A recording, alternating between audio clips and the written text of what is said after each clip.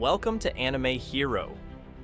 We need to talk about One Piece, chapter 1149. This one hit hard. There's action, heartbreak, and one particular reveal that's got the entire fandom buzzing. So grab a snack, sit back, and let's unpack this beast of a chapter together. The chapter kicks off with the continuation of the fierce battle between Scopper Gaban and Holy Knight Saint Sommers. Gaban delivers a devastating attack called Futenraku, which translates to Heavenly Music Axe, slicing Saint Sommers in half while stopping his regenerative abilities, making him incapacitated for the rest of the chapter. Meanwhile, Saint Killingham initiates the destruction of Elbaph's cultural heritage by setting the Walrus Academy and Elbaph's Grand Library ablaze. After defeating Sommers, Gaban rushes to fight Gunko and aid Colin and the children, and stop the Holy Knights from destroying Elbaph's culture. However, poor Colin, excited to see his father, calls out to him while reassuring the other children that his father will save them.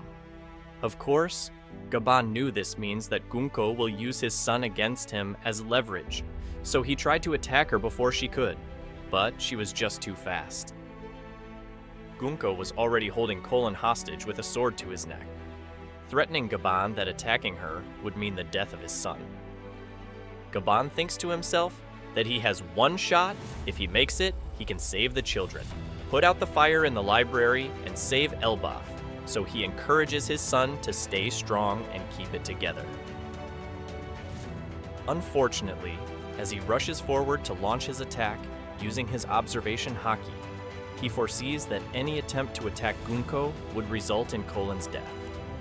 Faced with this harrowing choice, Gaban does what any father would do and surrenders to protect his son.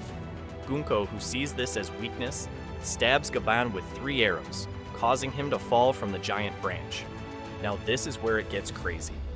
Following Gaban's fall, Colin's crying for his father triggers something in Gunko, revealing a flashback.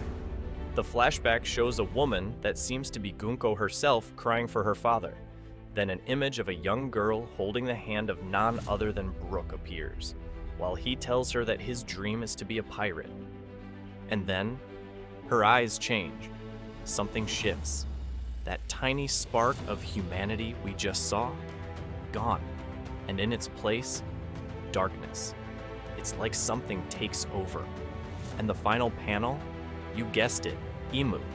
This chapter doesn't just show Imu pulling strings behind the curtain. They are inside Gunko's mind now. Whether it's mind control, possession, or something even worse, it's terrifying. Because just for a second, we saw Gunko hesitate, and then she wasn't Gunko anymore.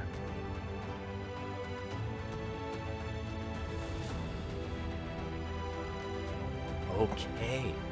This brings us to the end of this chapter. This was honestly one of the most emotional we've seen in a while. Gaban's sacrifice, Gunko's past, the possibility that Brook has a daughter who's now being used as a puppet by the ruler of the world. And it leaves us with so many questions. Is Gaban really dead? What will Colin do now? And if Brook is really Gunko's dad, what happens when they meet? What is Imu going to do now that they are controlling Gunko on Elbaph? Let me know your theories in the comments below. And if you enjoyed this breakdown, drop a like, hit that subscribe button, and tap the bell so you don't miss out in the future. Thanks for watching, and I'll see you in the next one.